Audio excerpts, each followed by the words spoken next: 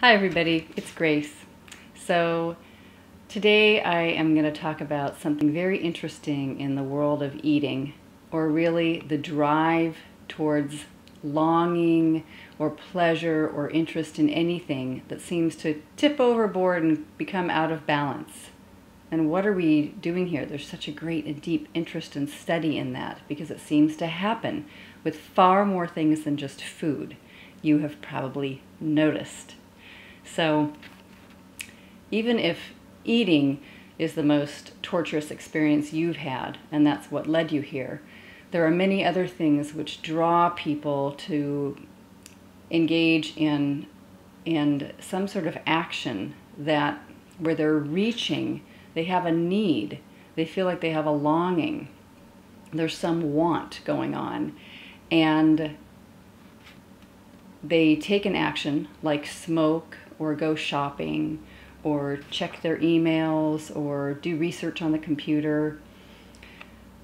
There's so many tiny little minute things that happen in a repetitive way that can be done either with great simplicity and pleasure in a sort of a gentle, peaceful way, or in a way that's trying to meet some sort of inner need or urge.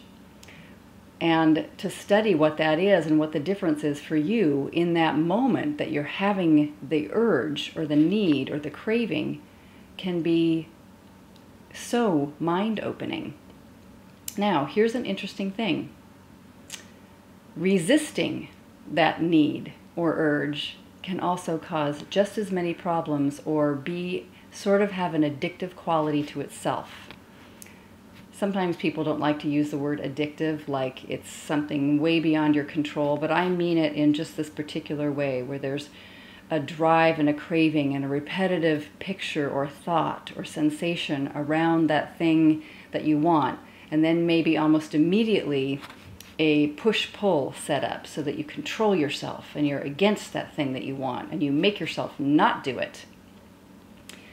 In the most extreme cases, this results in an anorexic expression around food and eating. You are still totally obsessed with food.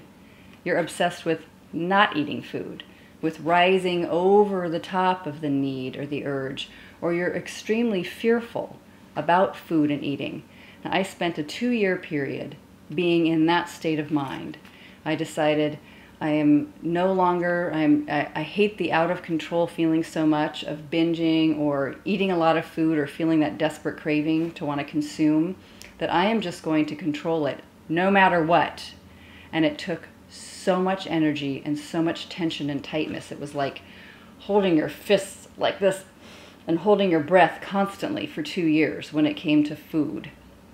I feel like I barely made it through that time, even though 2 years passed with not one mouthful being out of order and no binges occurring. And you know what? When I actually binged and came off of that 2-year period of extreme imprisonment around my own behavior, I was exactly where I left off.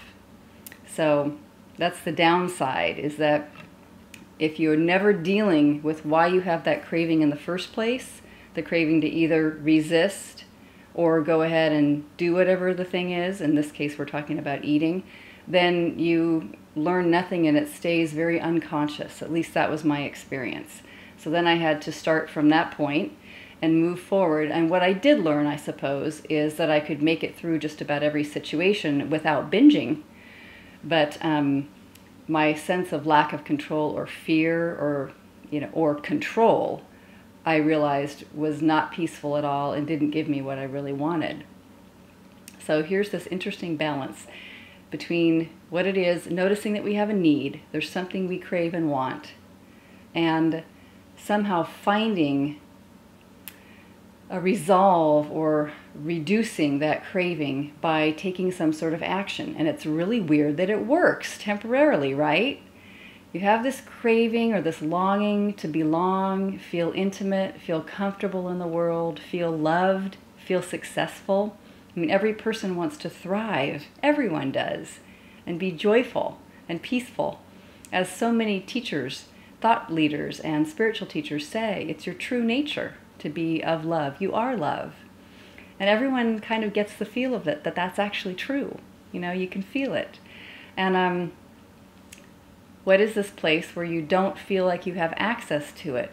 And so you're sort of falling through space trying to grab onto something, and so easy to grab food. Wow, that's one that it's available to you from very, very young, sort of a babyish level. And I don't mean anything critical about that. Be a baby. Wah! I want food. In fact, maybe it's a little, it's got its benefits, let's put it that way. Can I say benefits? You know what I mean. Than moving into alcohol and heavy drugs and other extremely unconscious, raising the level, raising the bar of what you're doing unconsciously to other levels if food doesn't really work for you. I also experienced smoking. I drank to excess when I was in my early 20s. And so I know what that's like to do other addictive behaviors, and some people try many other things. So what am I going to speak to today, just to leave you with today, when we're looking at this moment, when it seems to be this incredible tension between something is missing and I want something, I have craving, and I feel unable to just be settled and peaceful right now. So I was recently reviewing a very old book that I read long ago that I highlighted when I was in my early 20s by C.S. Lewis. And it may have some old school kind of vocabulary because he's this wonderful person that was living and writing in England, right, in the 1950s. And he had become a Christian, and he wrote a book called The Four Loves. And one thing that I remembered that I enjoyed so much way back then reading was him distinguishing between a need love and just the simple pleasure of enjoying life. And he actually gave examples that are like consuming things. I love strawberries, he says on the first page. Or what do we mean when we say, I love that strawberry? And to notice that we're just gathering in and noticing the pleasure of this beautiful thing, and that as a human being, you're capable of noticing this great pleasure. And what does it mean when we say, I hate something?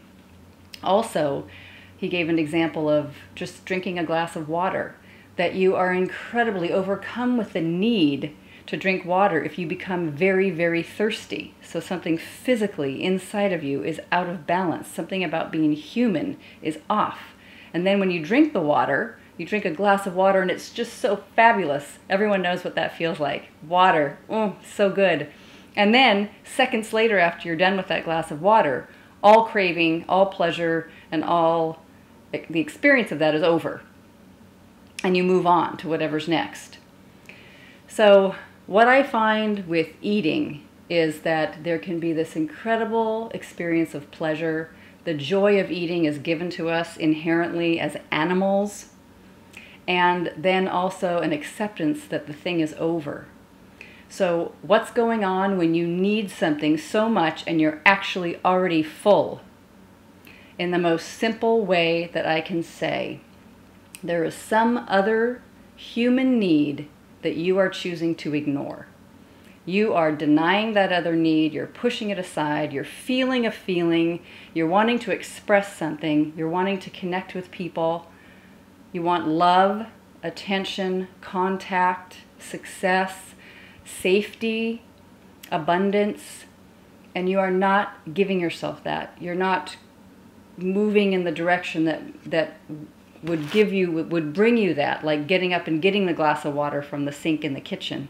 You aren't doing that because something is blocking you, something is scaring you. Figuring out what that thing is that frightens you about not doing that can be the golden key to your answer for letting that craving dissolve. So in the next videos this week, I'm going to talk a little bit more about how to find out what it is you really need. But today I'll leave you with this. You can find out with the simple question of just asking yourself, what do I really, really want? What is it that I desire? If it was okay to want something and desire something right now, and it wasn't dangerous, What would it be? Let yourself have a huge imagination. Let yourself just go with that. Start writing it all down. Don't look in areas of just food and eating and your body. Look in all areas and see what it is you're interested in, what you want to express. Now, there's other things going on besides just desire gone awry, desire missed out on. So I'll continue to talk more about those, but this is just one little piece of the puzzle, and you may find incredible joy in discovering what it is you need, and then your creativity is brilliant. You might be able to find in your imagination ways to follow the breadcrumbs. Literally, I love breadcrumbs are things you eat.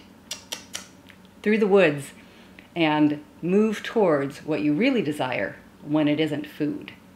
All right, take care. Let me know how it goes, everybody. Bye-bye. Lots of peace to you.